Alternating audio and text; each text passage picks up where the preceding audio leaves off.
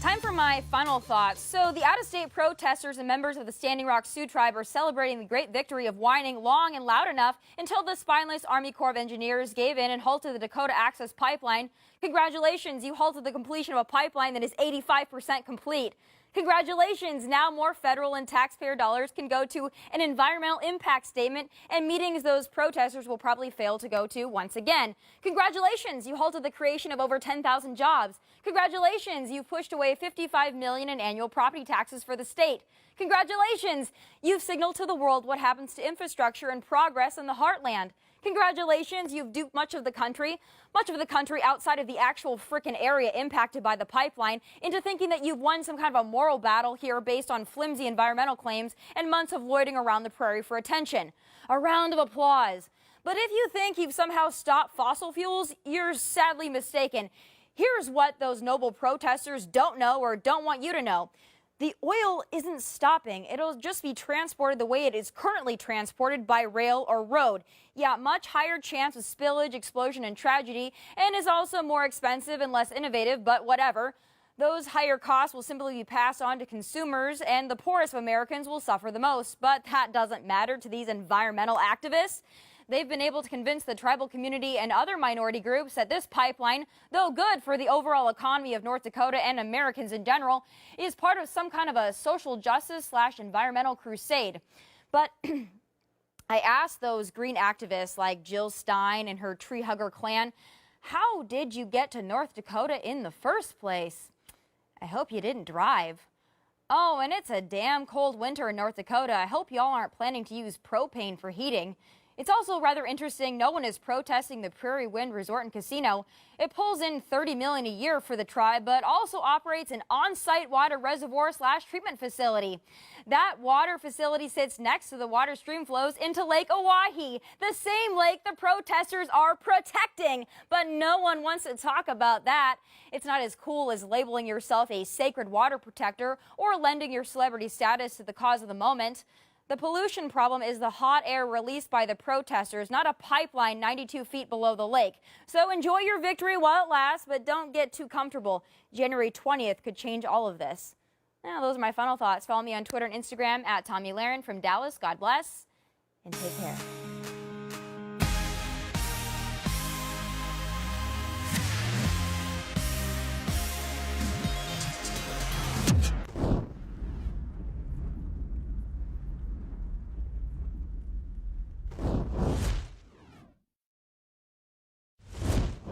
Who is Tomi Lahren?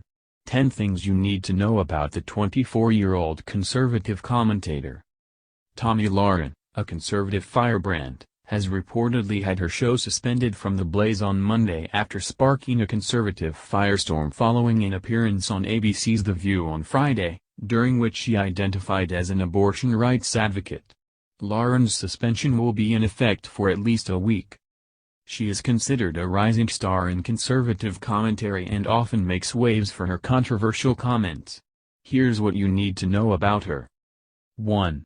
She got her own political talk show just before she turned 22. After graduating from the University of Nevada in 2014, Lahren went in search of an internship, like a lot of fresh-out-of-college people do. A quick Google search for conservative news outlets led Lahren to One America News Network. During her interview, Lahren so impressed OAN CEO Robert Herring that he offered her a show of her own. 2. Her take on the Chattanooga shootings launched her to fame. In July 2015, a gunman opened fire on 2 military installations in Chattanooga, Tennessee, resulting in the deaths of 4 Marines and 1 Navy sailor. Lahren responded to the tragedy in her popular Final Thoughts segment, with a rant against President Barack Obama that quickly went viral, launching her to internet fame. By August 2015, she had completed her last show with OAN and teased something new to fans on Twitter.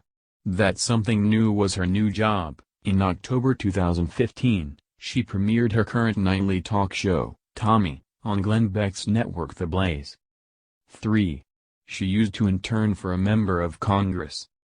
Before going into political commentary, Lahren interned for Republican Congresswoman Kristi Noem. She says that experience cemented her passion for politics but also taught her that she didn't want to be a politician herself. 4. She was an unofficial advisor during Trump's campaign.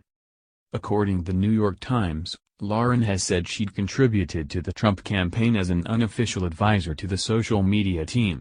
She also appeared in Facebook Live broadcasts for the campaign leading up to the election. 5. Her appearance on The Daily Show generated a lot of buzz.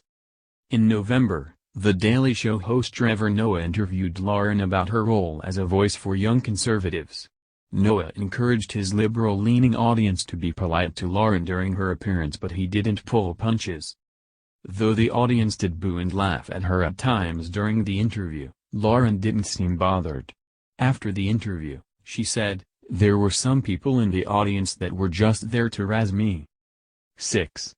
She's even come for Beyoncé. After Beyoncé's widely acclaimed Super Bowl halftime performance, Lahren dedicated her controversial and popular Final Thoughts segment to an extended criticism of everything from Bey's performance to the Black Lives Matter movement. She also included a personal jab at Jay-Z, just for good measure. In December, she again railed against Beyoncé and the Black Lives Matter movement in a response MTV's 2017 Resolutions for White Guys video. Apparently, white males are no longer allowed to say all lives matter or blue lives matter or woke because a group of snowflakes on MTV say so, she said during the segment. "Nah, I don't think so. Let me help you all out, because you clearly don't get it. And since I'm a white female, I guess your crap doesn't fully apply to me anyway." 7. She's been called a racist but has denounced the outright. Although she's been called White Power Barbie, Lahren has made public statements denouncing some of the more radical conservative groups and ideologies. In a recent interview with the New York Times, Lahren condemned the racist outright movement, calling it disgusting, and claiming that she would never be an advocate, a cheerleader or an apologist for the KKK or any other hate group. She's also hung out with radio host Charlamagne tha God, and had him on her show to debate the Beyoncé Super Bowl halftime performance. Though the two of them agreed on almost nothing, they both stressed how important it was that they have a conversation at all. 8. When tweets from her college days resurfaced, her response went viral. In January, Lahren's tweets from when she was in college resurfaced and started to go viral. They referenced alcohol, the song Pop That Pussy, and complaints about getting a job during her summer vacation. "I drank beer when I was 21, oh my gosh. I took shots when I was 21, oh my gosh," she said in a Facebook Live video. "And I had fun in college, because, guess what, I'm a human being. I still do that and I'm 24. So if you needed to humanize me, I guess there's your opportunity." 9. President Trump called her to thank her. On February 7, Lahren appeared on Fox News where she discussed her support for President Trump during the general election. Everyday Americans gravitated toward him, Lahren told Fox News' Sean Hannity. "He's running against the Democratic Party and, in some ways, the Republican Party as well. And he won," she said. Trump reportedly watched the segment live and then picked up the phone.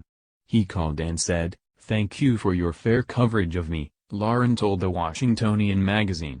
They spoke for about 10 to 15 minutes, during which time Trump was asking about me personally, according to Lahren, who wouldn't say what exactly he asked. 10. She's pro-choice. During a March 17 appearance on The View, Lahren said she supported abortion rights, which surprised many people on the panel. But she said that her conservative viewpoint actually was what contributed to her stance on abortion. "I'm someone that's for limited government," she said. "So I can't sit here and be a hypocrite and say I'm for limited government, but I think the government should decide what women do with their bodies." As a result of this proclamation, Lahren received a flood of backlash from her conservative fans, and her show on The Blaze was suspended for a week. The host then took to Twitter to address the news in a mostly cryptic fashion, but according to Kin Money, was not allowed to offer an official statement.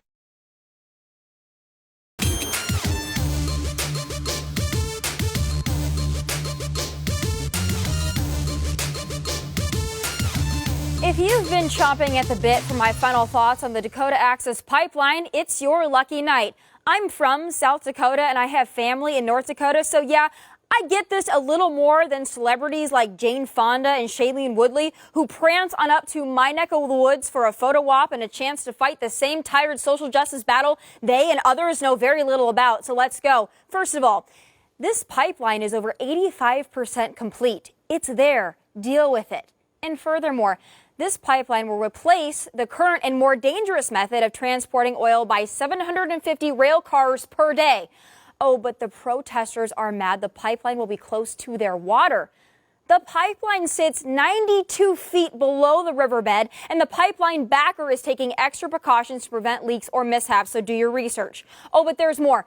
Standing Rock will soon have a new water intake downstream near Mobridge, South Dakota. And for those too conveniently ignorant to learn about this region you often fly over, the pipeline is not on tribal lands, so no one is taking any land from the Standing Rock tribe. Get that? And if the Standing Rock tribe or others so passionately protesting this pipeline were so concerned about it, why did they fail to show up? Yeah, they did not participate in any public comment meetings in North Dakota, did not submit written testimony in opposition to the project, and refused to meet with officials from the Dakota Access Project on 7 different invitations. This was a process that included nearly 400 meetings on cultural surveying and 11 meetings between the Army Corps of Engineers and the Standing Rock Sioux tribe.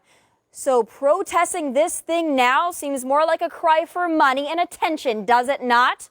Oh, and furthermore, if these folks are so damn concerned with sacred land, why the hell are they lighting it on fire? Add that to trespassing and damaging private land, vandalizing equipment and graves. Oh, and the North Dakota column at the World War II Memorial in D.C. Add that to harassing ranchers and farmers, slaughtering livestock, and burning tires in fields. So the next time you hear about these noble Dakota Access Pipeline protesters, don't waste your tears. They are ravaging and marring an otherwise beautiful state over an issue they failed to address until it became socially popular. A lot of North and South Dakotans are sick and tired of this crap and the way the mainstream is applauding this lawless BS. But many are just too afraid to speak up. But don't worry, I'm more than happy to take the heat and be your voice. Those are my final thoughts. Follow me on Twitter and Instagram at Tomi Lahren. From Dallas, God bless and take care.